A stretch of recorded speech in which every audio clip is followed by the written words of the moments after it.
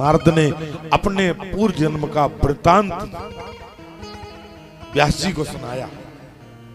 हे नारद, हे व्यास जी, पूर्व जन्म में मैं दासी पुत्र नारद हुआ करता था। एक ब्राह्मण के घर में मेरा जन्म हुआ। मेरी माँ दूसरों के हम बर्तन चौका किया करती थी। जन्म लेते ही मेरे पिता की मृत्यु हो गई। लोगों ने मुझे इतना दुर्भागी समझा, इतना अभागा समझा कि बड़ा अभागा है जी, देखो जन्म लेते ही बाप मर गया, परिवार में त्याग दिया। अरे अभागा है, अभागा, जन्म लेते ही बाप मर गया से त्यागो। घर वाले, परिवार वाले कोई साथ नहीं देते थे मेरी माँ का। परिवार से त्यागी माँ मेरा पोषण करने के लिए घर घर में चौका चूल्हा किया करती थी और मेरे लालन पालन को किया करती थी। इस प्रकार से बड़ी विपत्ति में और गरीबी में मेरी माँ ने पालन पोषण किया। जब मैं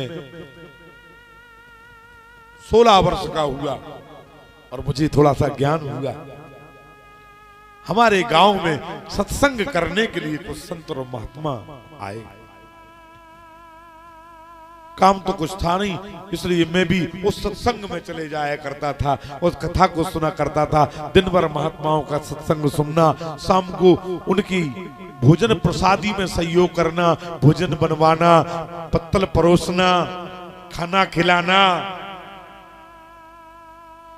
महापुरुषों की सेवा करने से सत्कर्म की वृद्धि होती है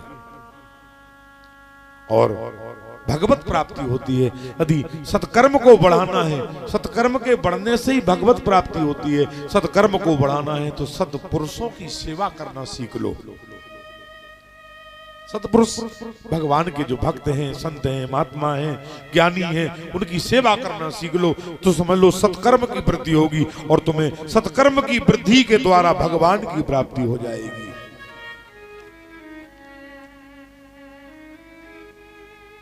जब वो भोजन करके संत निपट जाते, उनकी जूठी पत्तलों को उठाता और पत्तलों को उठा करके दूर एकांत में उन्हें रखने को जाता। उन पत्तलों पर थोड़े मोड़े जो दाने लगे रह जाते थे जूठन के, चावल, भात, सब्जी, रोटी, साग, उनको थोड़ा थोड़ा पत्तलों से उठा करके एक दोने में मैं एकत्रित किया करता था और उस प्रसाद को, संतों की जूठन को उनकी पत्तलों से बटोर करके मैं पा लिया करता था और भगवान से प्रार्थना करता था कि हे भगवान, ऐसी बुद्धि मेरे अंदर भी आ जाए।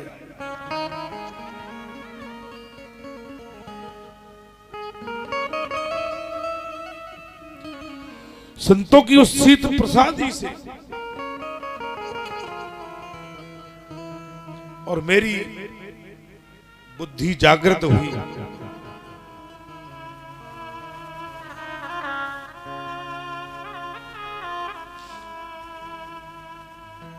और मुझे वैराग मन में हुआ। संतों की उस जूठन खाने से, उस प्रसाद को पाने से, क्योंकि महापुरुषों की जूठन खाने से वैराग की प्रवृत्ति बढ़ती है। भक्ति, ज्ञान, वैराग और तप की प्रवृत्ति बढ़ती है। उस प्रसाद को, उस शीत प्रसादी को पाने से मेरा मन संसार से विलग होने लगा और जिस दिन 7वें रोज सत्संग पूरा होने लगा तो मैं संतों की विदा के साथ उनके पीछे पीछे चलने लगा। संतों ने मुझे अपने पीछे आता देख करके मुझे उपदेश दिया। कहा तुम्हारे घर में कौन है बालक? कहा मेरी माँ है। और कहा तुम्हारे पिताजी? कहा मेरे पिताजी नहीं। मैंने अपने घर का पूरा हाल संतों को सुनाया।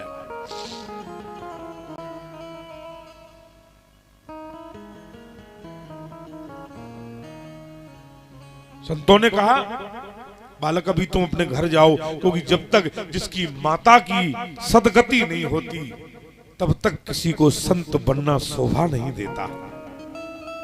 माता पिता की सदगति के बाद ही मनुष्य को वैराग्य धारण करना चाहिए। माता पिता को त्याग करके जो लोग वैराग्य धारण कर लेते हैं, उनकी सेवा को छोड़ करके जो वैराग्य धारण कर लेते हैं, उनका वैराग्य सफल नहीं होता। इसलिए मुझे संतों ने लौटा दिया और मुझसे कहा कि जाओ तुम्हारी माता की जब सदगति हो जाए तब तुम हमारे पास आना। मैं लौट आया, मन में बैराग, हे व्यास जी ऐसा हिलोर मार रहा था, ऐसा हिलोर मार रहा था जैसे सागर हिलोरें मारता है तो तूफान की बड़ी बड़ी लहरें चट्टानों से टकरा करके चट्टानों को ध्वस्त कर देती हैं। जब बैराग हिलोर मारता है तो बड़े बड़े बांध भी टूटने लगते हैं। ऐसा लगता था कि कब इस संसार को छोड़ करके भगवान का भजन करने के लिए संसार जंगल में चला जाऊं। लेकिन मन में बैराग इतना था, तो बैराग के कारण मैं ये सोचने लगा कि भगवान मेरी माँ की मृत्यु शीघ्र हो जाए। देखो, मैं ये भी नहीं सोचता था कि मेरी माँ और ज्यादा जिए, मन में ऐसी लगन लगी थी, सोचता था कि माँ मेरी मर जाए तो इस झंझट से मैं जो है छूट करके तपस्या करने के लिए चला जाऊं। बैराग की अवस्था में जैसा आप सोचोगे वैसा ही हो जाएगा। इसलिए बैराग्य की अवस्था में कभी किसी के बारे में कुछ अनुचित नहीं सोचना चाहिए। यदि मुख से जो निकल जाएगा वही हो जाएगा। नारद के मन में आया कि मां मर जाए तो संसार के बंधनों से छूट जाऊं। नारद का ऐसा सोचना था और एक दिन एक भुजंगी काले नांग ने उसकी मां को डसा, उसकी मृत्यु हो गई। माता की जल्दी से अंत्येष्टि क्रिया कर्म करके अस्थियों को गंगा में विसर्जन करके और सारा श्राद्ध इत्यादि का 13वें दिन का कर्म करके और जल्दी से झटपट संतों की शरण में जा पहुंचा। जीवन भर सेवा करता रहा संतों की। वही संत सेवा का फल हुआ कि उस समय दासी पुत्र नारद था और अगला जन्म मर करके पाया तो ब्रह्मा का पुत्र नारद बन करके हुआ। उस जन्म में मेरा नाम रामदास हुआ करता था, नारद का नाम रामदास था। और संतों की सेवा करने से दूसरा जन्म तो नारद का बन गया, ब्रह्मा का पुत्र बन गया। संतन के संग लाग रे तेरी अच्छी बनेगी। संतन के संग लाग रे तेरी अच्छी बनेगी। संतन के संग लाग रे तेरी अच्छी बनेगी। संतन के संग लाग रे तेरी अच्छी बनेगी। अच्छी बनेगी तेरी बिगड़ी बनेगी। अच्छी बनेगी तेरी बिगड़ी बनेगी। अच्छी बनेगी तेरी बिगड़ी बनेगी। अच्छी बनेगी तेरी बिगड़ी बनेगी। ओए तेरो बड़ो भाग रे तेरी अच्छी बनेगी। लाग रे तेरी अच्छी बनेगी।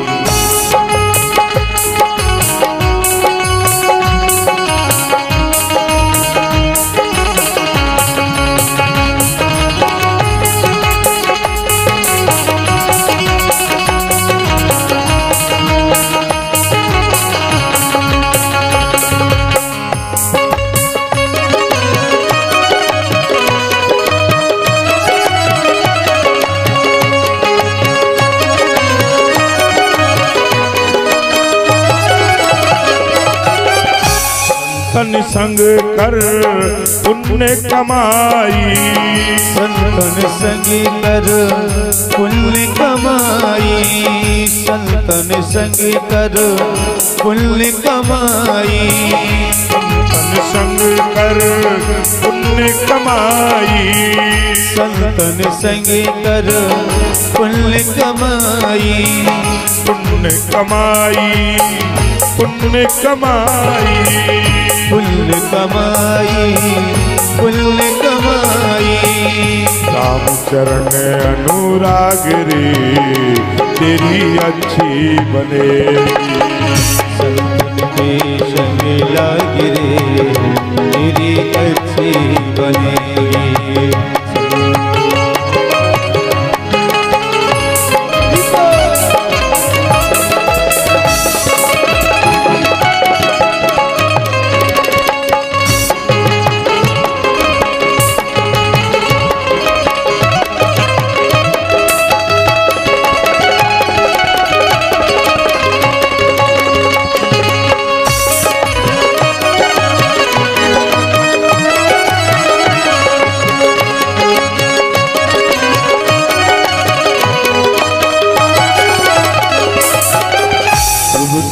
बन गई, प्रहलाद की बन गई, ध्रुव जी की बन गई, प्रहलाद की बन गई, ध्रुव जी की बन गई, प्रहलाद जी की बन गई, ध्रुव जी की बन गई, प्रहलाद जी की बन गई, प्रहलाद की बन गई और ध्रुव की बन गई, ध्रुव जी की बन गई, प्रहलाद जी की बन गई।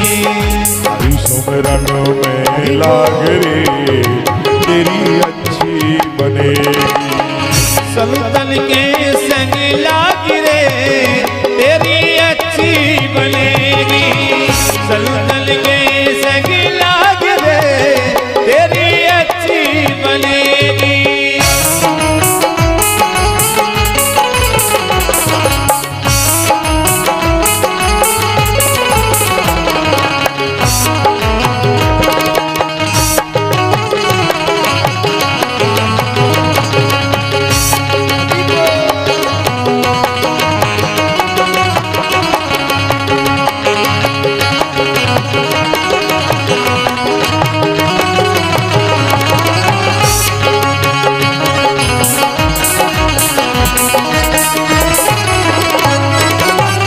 कागा से तोए हंस करेंगे, कागा से तोहे हंस करेंगे, कागा से तोए हंस करेंगे, कागा से तोहे हंस करेंगे, हंस करेंगे, हंस करेंगे, हंस करेंगे, हंस करेंगे।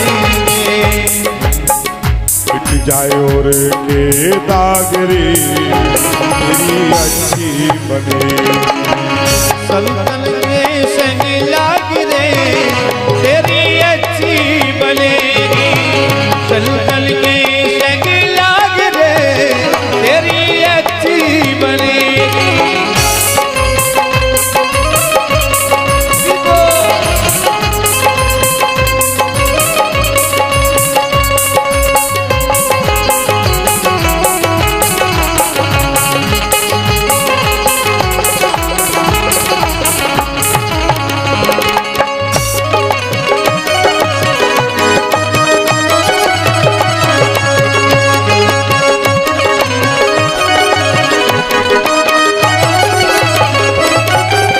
मोहिनी सा में बहुत दिन सोए, मोहिनी सा में बहुत दिन सोए, मोहिनी सा में बहुत दिन सोए, मोहिनी सा में बहुत दिन सोए, मोहिनी सा, मोहिनी सा, मोहिनी सा बहुत दिन सोए, मोहिनी सा में बहुत दिन सोए।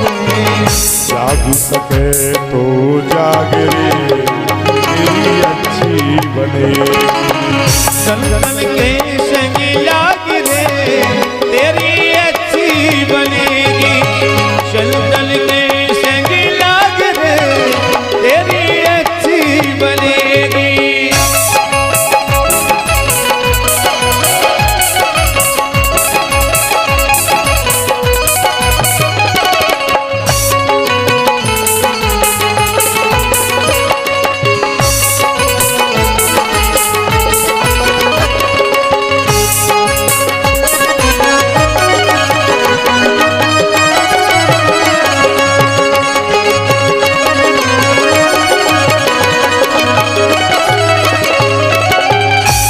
संतन के संग लाग रे तेरी अच्छी बनेगी, तेरी अच्छी बने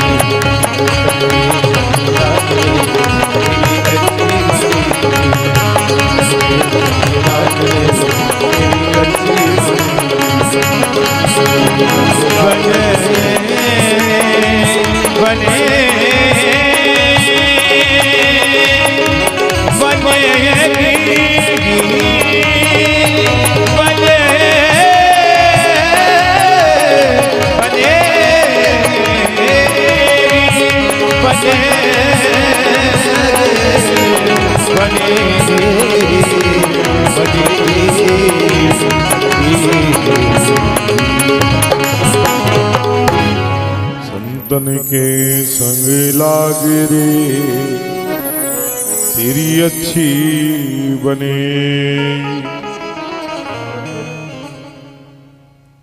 श्री सूत जी महाराज नैमिषारण्य तीर्थ में इस कथा को श्रवण करा रहे हैं 88,000 मुनि महात्माओं के लिए।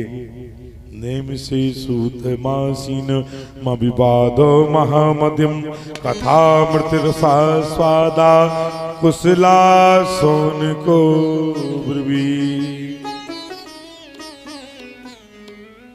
नैमिषारण्य तीर्थ में सूत जी महाराज का आगमन 88,000 ऋषियों को कथा सुनाना, उनमें सौनकादिक 88,000 ऋषि हैं जो उनमें सौनिक जी महाराज श्रोता बने हैं। गंगा के किनारे व्यास जी के परम प्रिय शिष्य सूत जी महाराज इस कथा को सुना रहे हैं। सौनिक जी ने प्रश्न किया 88,000 महात्माओं की ओर से, अज्ञान ध्वंस विध्वंसम कोटि शूर समप्रभा सूताख्या ही कथा सारम मम करना रसायनम।